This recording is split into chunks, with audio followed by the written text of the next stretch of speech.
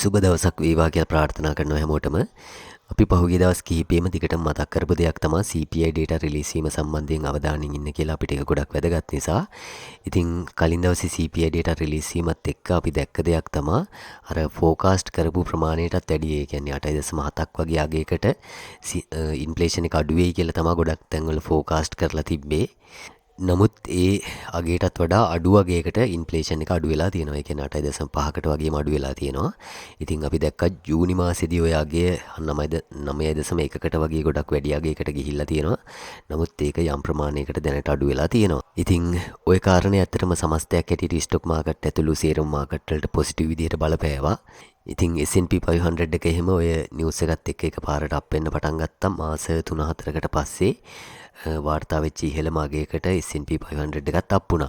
ඉතින් crypto market එකත් news එකට පොසිටිව් විදිහට රියැක්ට් කරලා අප් වෙන්න පටන් ගත්තා. නමුත් දැනට අපිට පේනවා බිට්කොයින් ටිකක් ඉම්පෝර්ටන්ට් රෙසිස්ටන්ස් එකක් කිට්ටුව තියෙන්නේ. ඉතින් අපි කොහොමටත් අගෝස්තු මාසේ පටන් ගන්නකොටම කිව්වා මේ මාසේ ක්ලෝස් වෙලා තිබ්බ ක්‍රමයත් එක්ක, ඒ කියන්නේ ජූලි මාසේ ක්ලෝස් වෙලා තිබ්බ ක්‍රමයත් එක්ක ඊට පස්සේ එක දිගට මෙහෙම මාස 3ක රෙඩ් කැනල් යටට හැදිලා තිබ්බ සිදුවීමත් එක්ක මාස 2-3කවත් අප් ට්‍රෙන්ඩ් එකක් අපිට බලාපොරොත්තු වෙන්න ඉඩ කඩක් තියෙනවා කියලා. මොකද මේ හැම අවස්ථාවකම එහෙම සිද්ධියක් සිද්ධ වීමත් එක්ක. ඉතින් අපි දැනට බලාපොරොත්තු වෙච්ච විදිහට එහෙම අගෝස්තු මාසේ බුලිෂ් විදිහට ට්‍රේඩ් වෙනවා. අපිට ගොඩක්ම දැනට ඉම්පෝර්ටන්ට් ලෙවල් කිහිපයකට තියෙන්නේ කලින් මාසේ කැන්ඩල් එකේ හයි එක. ඒ කියන්නේ ජූලි මාසේ මන්ත්ලි කැන්ඩල් එකේ හයි එක අපිට ගොඩක් ඉම්පෝර්ටන්ට්. ඒ හයි එක බ්‍රේක් කරගත්තොත් අපිට පේනවා මන්ත්ලි chart එකෙන් අලුතෙන් හයි එකක් හැදෙනවා. ඉතින් එහෙම හැදුනොත් අප් ට්‍රෙන්ඩ් එක කන්ටිනියු වෙන්න තමයි වැඩි ඉඩ කඩක් තියෙන්නේ. ඊට පස්සේ වීක්ලි chart එකත් අපිට පේනවා පැහැදිලි බුලිෂ් ට්‍රෙන්ඩ් එක යනවා. කිසිම අවස්ථාවක දැන් මෙතන මේ කැන්ඩල් එකේ ලෝ එක ලොස් වුණාට පස්සේ අපිට පේනවා මෙතන නිකන් ඊක්වල් ලෝස් වගේ හදලා තියෙනවා. නමුත් ඊට පස්සේ දිගටම හයර් ලෝස් තමයි කැන්ඩල් වල හැදිලා තියෙන්නේ. ඉතින් ඒක පොසිටිව් සයින් එකක්. ඊට පස්සේ කලින් සතිය හැදිච්ච වීක්ලි කැන්ඩල් එකේ කියන ඩෝජ් එකක් හැටියට ක්ලෝස් වෙච්ච එකේ හයි එකත් දැනට බ්‍රේක් කරගෙන අප් වෙලා තියෙනවා. ඉතින් මෙතනදී අපිට පැහැදිලිවම පේනවා ඊළඟට ප්‍රධාන රෙසිස්ටන්ස් එකක් හැටියට වැඩ කරන්න ඉඩ කඩක් තියෙන්නේ. මෙන්න මේ වීක්ලි කැන්ඩල් එකේ, කියන්නේ 25 වෙනිදා ක්ලෝස් වෙච්ච වීක්ලි කැන්ඩල් එකේ ගිය මාසේ 25 වෙනිදා ක්ලෝස් වෙච්ච වීක්ලි කැන්ඩල් එකේ හයි එක තමයි ප්‍රධාන රෙසිස්ටන්ස් එකක් හැටියට දැනට වැඩ කරන්න ඉඩ කඩක් තියෙන්නේ. ඉතින් ඊට පස්සේ අපි වීක්ලි RSI එක දාගෙන මෙතන හැදිලා තියෙන මේ හයි එකයි මේ හයි එකයි යා කරලා කොහොම ට්‍රෙන්ඩ් ලයින් එකක් ඇඳගත්තාම අපිට පේනවා වීක්ලි RSI එක ওই ට්‍රෙන්ඩ් ලයින් එක බ්‍රේක් කරන්න උත්සාහ කරන ගමන් තියෙන්නේ. ඉතින් ඕක බ්‍රේක් කරලා උඩ එස්ටැබ්ලිෂ් වුණොත් ඊට පස්සේ තව උඩට අප් වෙන්න තියෙන ඉඩකඩ වැඩි. ඉතින් මේ ට්‍රෙන්ඩ් ලයින් එක අවශ්‍ය නම් කෙනෙකුට මෙතන හයි එකයි මේ හයි එකයි පාවිච්චි කරලා අඳින්නත් පුළුවන්. ඔය විදිහට. ඉතින් එහෙම ඇඳගත්තොත් එහෙම මේක හරියට වැඳ ගන්න ඕනේ බලලා. දැන් අපිට මෙහෙමත් ට්‍රෙන්ඩ් ලයින් එකක් ඇඳගත්ත හැකි. ඒක බ්‍රේක් කරොත් ඊළඟට රෙසිස්ටන්ස් එකක් හම්බෙන්නේ ওই ට්‍රෙන්ඩ් ලයින් එක කිට්ටුවෙන්. ඉතින් ඒ කිට්ටුවටම අප් වෙන්න ඉඩ කඩක් තියෙනවා. දැනට තියෙන ওই රෙසිස්ටන්ස් එක බ්‍රේක් කරගත්තොත් එහෙම ඊට පස්සේ අපි අර වීක්ලි chart එකේ තව කතා කරපු දෙයක් තමයි බොලින්ජර් බෑන්ඩ් එක දාගත්තාම ඒකේ මිඩ් බෑන්ඩ් එක කිට්ටුවටම අප් වෙන්න ඉඩ කඩක් තියෙනවා. මොකද යට බෑන්ඩ් එකකින් තමයි සපෝට් එකක් හම්බුනේ.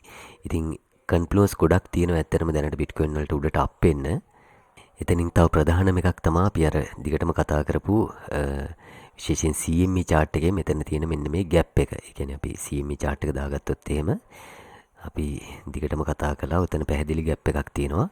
ෆිල් වෙච්ච නැති ලොකු ගැප් එකක්. ඉතින් ඒක ෆිල් වෙන්න ගොඩක් දුරට ඉඩ කඩක් තියෙනවා. දැනට තියෙන ওই රෙසිස්ටන්ස් එක බ්‍රේක් කරගත්තොත්. ඉතින් එහෙම බ්‍රේක් කරගත්තොත් උඩට අප් වෙන කන්ෆ්ලුවන්ස් ගොඩක් තියෙනවා. එකක් තමයි අර වීක්ලි chart එකේ RSI ඉන්ඩිකේටර් එකත් ප්‍රධාන ට්‍රෙන්ඩ් ලයින් එකක් බ්‍රේක් කරන්න තියෙන ඉඩ කඩ. ඉතින් ඊට පස්සේ තව එකක් තමයි දැන් FOMC මීටින් එකක් ඊළඟට තියෙන්නේ ඉන්ටරෙස්ට් රේට් වැඩි කිරීම සම්බන්ධයෙන් තීරණයක් ගන්න සැප්තැම්බර් මාසේ 21 වෙනිදා. ඉතින් අපිට පේනවා දවස් 40ක වගේ කාලයක් තියෙනවා ආයෙ සැරයක් FOMC මීටින් එකක්. ඒ කියන්නේ මාකට් එකට ටිකක් තදට එෆෙක්ට් එන ඒ කියන්නේ ෆෙඩ්ලාගේ පැත්තෙන් එෆෙක්ට් එන සිද්ධියක් සිද්ධ වෙන්න නම් තව දවස් 40ක වගේ කාලයක් යනවා. ඉතින් ඊට කලින් අදහස් ප්‍රකාශ කිරීම වගේ දේවල් සිද්ධ කරන්න පුළුවන් සමහර වෙලාවට. ඒ කියන්නේ ඒ FOMC එකට අදාළව. නමුත් ප්‍රධාන වශයෙන් මීටින් එකක් තියෙන්නේ සැප්තැම්බර් මාසේ 21. ඉතින් ඒක නිසා ඒ වෙනකම් ඕනනම් මාකට් එකට අප් ට්‍රෙන්ඩ් එක යන්න අවස්ථාවක් තියෙනවා. දැනට ඉන්ෆ්ලේෂන් එකේ යම් කිසි අඩුවක් පෙන්වන නිසා. ඊට කලින් අපි අර කියපු මේ රෙසිස්ටන්ස් ලෙවල් එක අනිවාර්යයෙන්ම බ්‍රේක් කරගන්න ඕනේ. ඊට පස්සේ අපි දැන් ඩේලි චාට් එක දාගත්තොත් ඩේලි චාට් එකේ මෙතන පොඩි ගැටලුවකට තියෙන ඇත්තරම රයිසිං වෙජ් වගේ පැටර්න් එකක් තමයි මෙතන හැදෙන්නේ. අපි දැන් ඩේලි චාට් එකේ මාකට් ස්ට්‍රක්චර් එක තාම බුලිෂ් පැත්තට හැරිලා තියෙන්නේ. මොකද දැන් කලින් දවසේ රෙඩ් කැන්ඩල් එකක් හැදුනට අපිට පේනවා මෙතන ලෝ එක බ්‍රේක් වුණේ නැහැ. මෙතන අර පස්වෙනිදා හැදිච්ච කැන්ඩල් එකේ ලෝ එක කිට්ටුවටම වගේ බිට්කොයින් අපිට පේනවා යටට ආවා. ඊට පස්සේ CPI data release වීමත් එක්ක මාකට් එක කොහොමදත් අප් වුණා. මෙතන අපි දැක්ක පොඩි බුලිෂ් ඩයිවර්ජන්ස් එකකුත් හැදිලා තියෙනවා. ඉතින් කලින් දවසේ සිද්ධ වෙච්ච අප් මූවමන්ට් එකත් එක්ක අපිට පේනවා මේ මෙතන හැදිච්ච හයි එකත් බ්‍රේක් කරගෙන තියෙනවා. ඒක නිසා පැහැදිලිවම තවම ඩේලි chart එකේ මාකට් ස්ට්‍රක්චර් එක බුලිෂ් පැත්තට හැරිලා තියෙන්නේ. ඉතින් එහෙම හැරුණත් අර මෙතන හැදෙන්න ඉඩකඩක් තියෙන රයිසිං වෙජ් වගේ පැටර්න් එක සම්බන්ධයෙන් තමයි ටිකක් අපිට කන්සර්න් කරන්න ඉඩකඩක් තියෙන්නේ. අපිට උඩිනුත් පුළුවන් ඔහොම ට්‍රෙන්ඩ් ලයින් එකක් ඇඳ ගන්න. මේ ට්‍රෙන්ඩ් ලයින් එක කොහොම ඇඳත් මේක රයිසිං වෙජ් එකක් හැටියට තමයි අපිට සලකන්න තියෙන්නේ. අපිට මෙතන තියෙන හයි එක පාවිච්චි කරලා ඊට පස්සේ මේ හයි එකයි පාවිච්චි කරලා ඇඳත් ඕක රයිසිං වෙජ් එකක්. ඉතින් කොහොම වුණත් අපිට පේනවා මේකේ උඩ ලෙවල් එකට බිට්කොයින් අප් වෙන්න පුළුවන්. ඒ අප් වෙනකොට බැරි වෙලාවත් ඩයිවර්ජන්ස් වගේ දේවල් තිබ්බොත් එතකොට යම්කිසි කරෙක්ෂන් එකක් මේ ඉඩ කඩක් තියෙනවා. දැනට අපිට පේනවා ඩේලි chart එකේ RSI එක තව ටිකක් අප් වෙන්න පුළුවන්. මෙතන පැහැදිලි ඩයිවර්ජන්ස් මොකවත් තවම හැදිලා නැහැ. ඉතින් CME gap එක ෆිල් කරාට පස්සේ RSI එක ඩේලි chart එකේ තව බෝට් රීජන් එකට ඇවිල්ලා ඊට පස්සේ මෙන්න මෙතන හැදිලා තියෙන හයි එක බ්‍රේක් කරගන්න බැරි වුණොත් අපිට පේනවා ඩේලි chart එකේ ලොකු hidden bearish divergence එකක් හැදෙන possibility එකක් තියෙනවා. ඊට පස්සේ අපිට ප්‍රධානම ට්‍රෙන්ඩ් ලයින් එකක් ඇඳ ගන්න පුළුවන් ඩේලි chart එකේ මේ හයි එකයි මේ හයි එකයි යා කරලා. එතකොට අපිට පේනවා CME gap එක ෆිල් වුණොත් එහෙම ওই ට්‍රෙන්ඩ් ලයින් එකත් කන්ෆ්ලුවන්ස් එකක් හැටියට හිටිනවා. එතකොට ඔය ලෙවල් එක තමයි තදම රෙසිස්ටන්ස් එකක් හැටියට වැඩ කරන්න ඉඩ කඩක් තියෙන්නේ. බිට්කොයින් ඔය කිට්ටුවට අප් වුණොත් එහෙම. එතකොට අර ඩේලි chart එකේ hidden bearish divergence එකකුත් තිබ්බොත් ඊට පස්සේ සැලකිය යුතු correction එකක් එන්න සම්භාවිතාවයක් තියෙනවා. විශේෂයෙන්ම FOMC meeting එක වගේ කිට්ටු කරලා. ඉතින් ඩේලි chart එකේ ওই කාරණා ටික සම්බන්ධයෙන් ටිකක් අවධානයෙන් ඉන්න. ඊට පස්සේ පැය 4 chart එක දාගත්තොත් අපිට මේ හයි එකයි මෙතන තවම හයි එකක් හැදිලා නැහැ හරියට. යම් විදිහකින් ස්විං හයි එකක් හැදෙනකොට RSI වලට මේ හයි එක බ්‍රේක් කරගන්න බැරි වුණොත්, ඒ කියන්නේ මෙන්න මේ පොයින්ට් එක බ්‍රේක් කරගන්න බැරි වුණොත් එතකොට අපිට පේනවා bearish divergence එකක් පැය 4 chart එකේ හැදෙන ඉඩකඩක් තියෙනවා. ඉතින් ඒක වැඩ කරොත් එහෙම ඊට පස්සේ consolidation එකක් හෝ తాවකාලිකව හරි correction එකක් එන්න පුළුවන්. ඒ නිසා ඒ සම්බන්ධිනුත් අවධානයෙන් ඉන්න. පැය 4 chart එකේ හරියට swing high එකක් හැදිලා ඒ හැදෙනකොටත් ওই divergence එක තිබ්බොත් එහෙම correction එකක් එන්න පුළුවන්. එතකොට ඒක පාවිච්චි කරලා අපිට සමානලාට scalp short position වලට enter වෙන්න අවස්ථාවක් තියෙන්න පුළුවන්.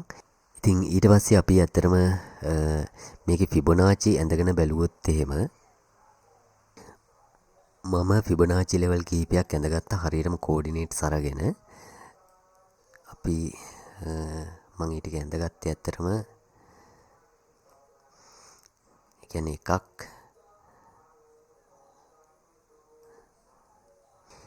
එකක් තමයි මෙතන high එකයි ඊට පස්සේ මෙතන ඇඳිච්ච low එකයි පාවිච්චි කරලා අනික මෙතන high එකයි ඊට පස්සේ මෙතන ඇඳිච්ච low එකයි පාවිච්චි කරලා මොකද අපිට Fibonacci clusters වගේ දේවල් අඳුර ගන්න අවස්ථාවක් තියෙන නිසා කෙනෙකුට අවශ්‍ය නම් පුළුවන් මේ කියන all time high එකයි දැනට ඇදිලා තියෙන all time low එකයි පාවිච්චි කරලා Fibonacci එකක් ඇඳ ගන්න.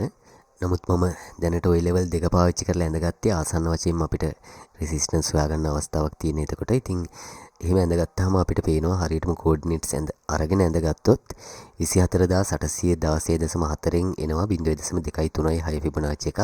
ඊට පස්සේ 25010.4න් එනවා 0.5 Fibonacci එකක්. එතකොට ඔය zone එක පැහැදිලිවම ටිකක් strong resistance එකක් හැටියට වැඩ කරන්න ඉඩ කඩක් තියෙනවා. ඉතින් කලිනුත් ඔය කිට්ටුවටම ගිහිල්ලා අපිට පේනවා රිජෙක්ට් වෙලා තියෙනවා. ඉතින් මේක තමයි අපිට ප්‍රධානම රෙසිස්ටන්ස් zone එකක් හැටියට දැනට වැඩ කරන්න ඉඩ කඩක් තියෙන්නේ. ඕක හරියට බ්‍රේක් කරලා උඩ එස්ටැබ්ලිෂ් වුණොත් එහෙම ඊළඟට අපිට golden pocket එක තමයි තියෙන්නේ ප්‍රධාන රෙසිස්ටන්ස් එකක් හැටියට අර CME gap එකත් එක්ක. ඉතින් ඒ කිට්ටුවටම අප් වුණොත් ඒකත් ෆිල් කරලා ඊට පස්සේ රිජෙක්ෂන් එකක් එන්න අවස්ථාවක් තියෙනවා. ඉතින් දැනට මේ ලෙවල් එක මොනිටර් කරන් ඉන්න. දැන් පැය 4 වගේ chart වල ඔය කිට්ටුවට අප් වෙනකොටත් divergence තිබ්බොත් අපිට ඕක පාවිච්චි කරලා short එකකට consider කරන්න අවස්ථාවක් තියෙන්න පුළුවන්. ඊට පස්සේ ඇත්තටම දැන් අර Fibonacci අපි මාක් කරගත්ත පොකට් එකට අමතරව 24683.1 monthly level එකක් තියෙනවා ටිකක් important. ඒකත් මොනිටර් කරගෙන ඉන්න අපිට Fibonacci level එකයි ඕකයි සේරම එක්කව කරලා මෙතන zone එකක් ඇඳගත්ත හැකි. ඊට පස්සේ pay chart එකේ මෙතන high එකයි මෙතන high එකයි consider කරපුවාම අපිට පේනවා bearish divergence එකක් හැදෙන ඉඩ කඩක් pay chart එකේ තියෙනවා. ඉතින් ඒක නිසා ටිකක් පරිස්සම් වෙන්න. මොකද දැනට දැන් හැමෝම වගේ බුලිෂ් වෙලා ඉන්න පුළුවන් CPI dataත් එක්ක. ඒක නිසා මේ ලොකුවට long position වලට එන්ටර් වෙලා ඉන්නවා නම් ඒ කටියන්ව liquidate කරලා දාන්න අර divergence වැඩ කරොත් යටට එන්න පුළුවන්. ඉතින් එහෙම ආවොත් එහෙම pay chart එකේ අපිට monitor කරන් ඉන්න පුළුවන් ආසන්නයෙන්ම දැන් මේක break වෙච්ච resistance එකක් පොඩි support එකක් හැටියට වැඩ කරනවා. ඒක break වුණොත් යටට ඊට පස්සේ 24003.3 වගේ තියෙනවා pay chart එකේ mid level එක. ඒක strong එකක් නෙමෙයි.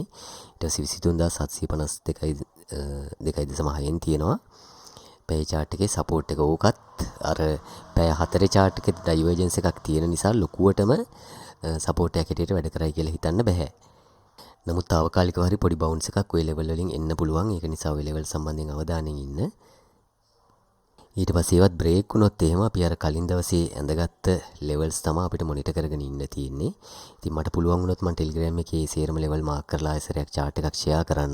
මම දැනට අලුතෙන් trade වලට මොකකටවත් එන්ටර් වෙලා නැහැ. මම අර යටින්ම open කරපු long එක තවම hold කරගෙන ඉන්නවා. ඉතින් ඒක යනාතකට යන්න කියලා. ඊට පස්සේ විනාඩි 15 chart එක දාගත්තාම අපි කලින් දවසේ මතක් කළා මෙතන bullish divergence එකක් තිබ්බා. මම ඇත්තටම ටිකක් මොනිටර් කරන් හිටියා ආයසරයක් යටට එනකොට triple bullish divergence වගේ හැදෙයිද කියලා. නමුත් එච්චර යටට ආවේ නැහැ. මාකට් එක දිගටම අප් වුණා. ඉතින් කවුරු හරි කෙනෙක් මේ divergence එක මොනිටර් කරගෙන හිටියා නම් අපි කලින් දවසෙත් කතා වුණා පොඩි risky scalp එකකට එන්ටර් වෙන අවස්ථාවක් තිබ්බා. ඉතින් CPI dataත් positive විදිහට වැඩ කරපු නිසා මාකට් එක දිගට මෙතනින් අප් වුණා. ඉතින් දැනට අපිට විනාඩි 15 වගේ මොනිටර් කරන් ඉන්න පුළුවන් මේ level එකට අප් වුණොත්. විනාඩි 15 chart එකෙත් bearish divergence හැදෙනවද කියලා. එහෙම වුණොත් එහෙම පොඩි scalp short වලට එන්ටර් වෙන්න අවස්ථාවක් තියෙන පුළුවන්. risky ඒ position හොඳට මතක තියාගන්න. මොකද market එක කියන්නේ daily සහ weekly ඊට පස්සේ monthly time frame එකත් කියන්නේ bullish පැත්තට ටිකක් bias එක වැඩි නිසා අනිවාර්යෙන් short කරනවා නම් tight stop loss දා ගැනීම අත්‍යවශ්‍ය වෙනවා. ඒ කාරණේ නිසා. ඉතින් pivot point සම්බන්ධයෙන් උත් අවධානයෙන් ඉන්න. දැන් මෙතන touch වෙච්ච නැති monthly pivot එකක් තියෙනවා. ඒ කියන්නේ මේ මාසේ pivot එක concern කරන්න ඕනේ කාරණයක්. කියන්නේ කොහෙට ගියත් ආයසරයක් මෙන්න මේ level එකට එන්න ඉඩ කඩක් තියෙනවා. ඒ කියන්නේ 22256.4 වගේ. ඉතින් අපිට පේනවා මෙතන තියෙනවා resistance එකක් R1 එක 25733.4න් උකත් scalp කරන්න අපිට consider කරන්න පුළුවන්. ඒක නිසා pivot point indicator එක සම්බන්ධයෙන් උත් අවධානයෙන් ඉන්න. ඒ level mark කරගෙන ඒ වගේදී bitcoin කියන price action එක react කරන්න ඉඩ කඩක් තියෙන නිසා අපි ඊට පස්සේ Dixie chart එක දාගත්තොත් එහෙම දැන් Dixie අපි අර බලාපොරොත්තු වෙච්ච විදිහටම යටට dump වෙනවා. ඉතින් අපි දැක්ක weekly chart එකෙත් bearish divergence එකක් තියෙනවා. නමුත් තවම weekly chart එක uptrend එක තමයි තියෙන්නේ market structure එක පැත්තෙන් ගත්තාම. ඉතින් weekly chart එක හරියට bearish පැත්තට flip වෙන්න නම් දැනට තියෙන ස්වභාවයත් එක්ක 103.137 වගේ level එකක් break වෙන්න ඕනේ weekly candle එකකින්. ඉතින් එහෙම break වුණොත් තමයි මෙන්න මේ long term ඒ කියන්නේ 2021 මේ මාසේ වගේ ඉඳන් පටන් ගත්ත මේ ලොකු uptrend එක weekly level එකෙන් bearish පැත්තට හැරෙන්න නම් 103.137 වගේ break වෙන්න ඕනේ. ඉතින් එහෙම break වුණොත් ටිකක් දීර්ඝකාලීන consolidation එකක් හරි එහෙම නැත්නම් down trend එක හරි යන්න පුළුවන්. එහෙම වුණොත් ඒක bitcoin වලට positive විදිහට බලපාන ඉඩ කඩක් තියෙනවා. ඉතින් දැනට තියෙන weekly mid level එකක support එකක් හම්බෙලා කොහොමදත් inflation එක අඩු වුණොත් එහෙම ඊට පස්සේ interest rate Fedලා ගොඩාක් වැඩි කරන එක නැවැත්තුවොත් ඒක Dixie වලට negative විදිහට බලපානවා. එහෙම වුණොත් ඒවා crypto market එක ඇතුළු stock market එකට වගේ positive විදිහට බලපාන්න පුළුවන්. ඉතින් ඒක නිසා Dixie වල ඔය level කිහිපේ සම්බන්ධයෙන් ටිකක් අවධානයෙන් ඉන්න අපිට ප්‍රයෝජනවත් වෙන්න පුළුවන් Bitcoin trade කරනකොට. ඊට පස්සේ අපි total market cap එක දාගත්තොත් crypto වල අපිට දැනට මේකේ positive sign එකකට තියෙන්නේ. අපිට පේනවා අපි අර කතා කරපු 0.236 Fibonacci level එක break කරලා තියෙනවා daily candle වලින්. ඉතින් ඒක break කරාට පස්සේ අපිට ඊළඟට ප්‍රධාන resistance එකක් හැටියට වැඩ කරන්න පුළුවන්. මෙන්න මේ high එකයි මෙතන high එකයි යා කරලා අපිට ඇඳ ගන්න පුළුවන් trend line එක. ඊට පස්සේ ඒකයි මෙතන තියෙන වීක්ලි මිඩ් එකක් 1.213 ට්‍රිලියන් වගේ ලෙවල් එකකින්. ඉතින් ওই ලෙවල් ටික තමයි ඊළඟට ප්‍රධාන රෙසිස්ටන්ස් හැටියට වැඩ කරන්න තියෙන්නේ.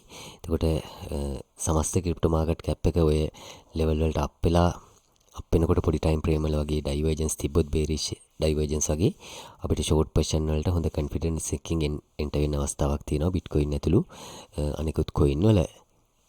ඉතින් ওই කාරණා ටික තමයි මට ඇත්තට මාකට් එක සම්බන්ධයෙන් මතක් කරන්න අවශ්‍ය වුණේ. මම අවස්ථාවක් තිබ්බොත් ටෙලිග්‍රෑම් වල අප්ඩේට් කරන්නම් සමහර කොයින් හම්බුනොත් එහෙම හැම වෙලේම හරියට ස්ටොප් ලොස් දාගෙන පරිස්සමට ට්‍රේඩ් කරන්න කියලා ඉල්ලා සිටිනවා. සුබ දවසක් වේවා කියලා ප්‍රාර්ථනා කරනවා හැමෝටම.